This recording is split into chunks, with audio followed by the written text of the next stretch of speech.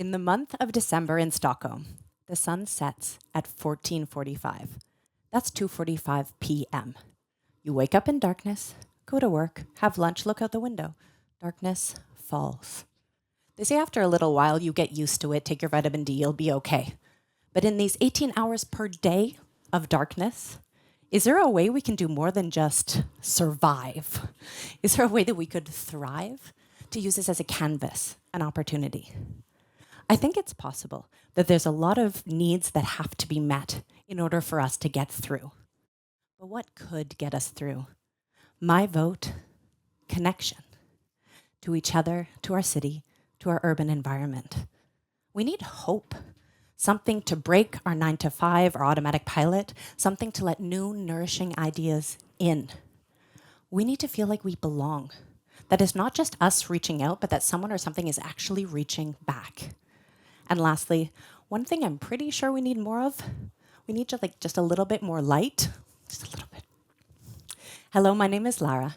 I'm one of 3 founders of Nobel Week Lights, a light art festival presented by the Nobel Prize Museum, the City of Stockholm, and the Stockholm Chamber of Commerce. We're best known for the large-scale video mapping that takes place on the Stockholm City Hall. In the past 3 years, we've worked with sculptures, installations, projections, as well as with even performances. All of our artworks are inspired by Nobel Prize awarded creations, contributions, research, and even stories. But the one thing that is crazy about this image is that it's been taken thousands of times in the last 3 years. Listen, I'm very happy about that. I'm as an organizer, you just say thank you. But what is happening? People are stopping to take this picture, even if they walk by the City Hall every day. People travel from out of town, from other countries, to take this picture. People will stand in -15 degrees to take this picture. A picture that says, I was there. A personal connection is being made between them, the artwork, and this beautiful building. And a personal connection can lead to a sense of belonging, even a sense of ownership. Every time I go by the City Hall, when I go with my daughter, I say, that's where Mama and Papa got married. To which she says, I want to get married right now. And I say, no, you're 3.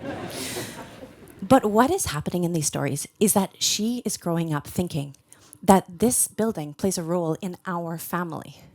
It's not only a symbol of the city, it's ours. So when people take this picture, they're actually taking their picture. The picture that they'll share with their friends, their family, their colleagues over coffee. The picture that will be the jumping off point for their personal connection, for them to share their own story, to say, remember when? Do you remember when the facade was covered in moving images and colors? Do you remember how cold it was? We all got Irish coffee after. Do you remember when we went for a run in the pouring rain and we ended up out front? Do you remember my 50th birthday party?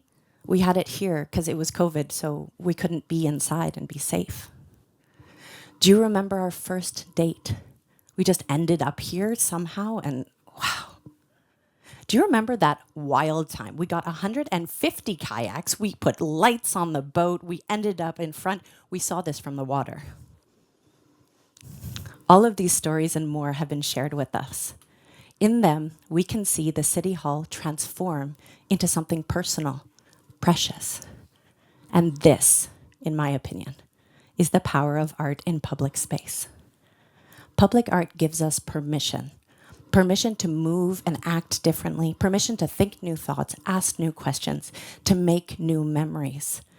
In our quest for belonging, public art opens the city and invites you to make it your own.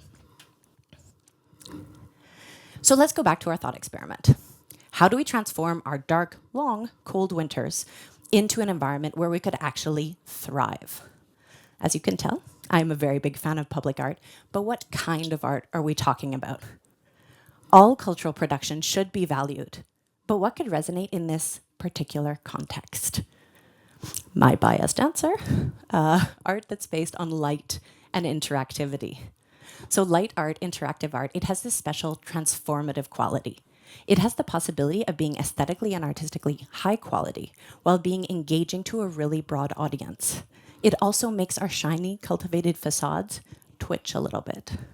Some people see this artwork not only as an invitation, but as completely irresistible. This one was my kid's favorite. And granted, she's like terrifyingly persuasive, but she somehow managed to convince our heads of security and tech to jump on these seesaws with her. And she got them bouncing up and down, laughing and giggling like they were a bunch of 3-year-olds themselves. This artwork is by Eva Bejerheimer. We placed it in Sergels Torg, which is an iconic square in Stockholm that over 100,000 people cross every day. This is the perfect place for an interactive artwork. It's the perfect place to make people's automatic pilot glitch. Another way to say this is a perfect place to perform a radical act, to invite people to reconnect and democratize their own city. Public art, it can be a catalyst, whether it's a sublime out-of-body experience at the City Hall, or whether it's the provocation to do a handstand in a busy public square. Public art invites the audience to enjoy their city that now belongs just a little bit more to you. The sun may still set at 2:45 p.m., but at least we can have more light. Thank you.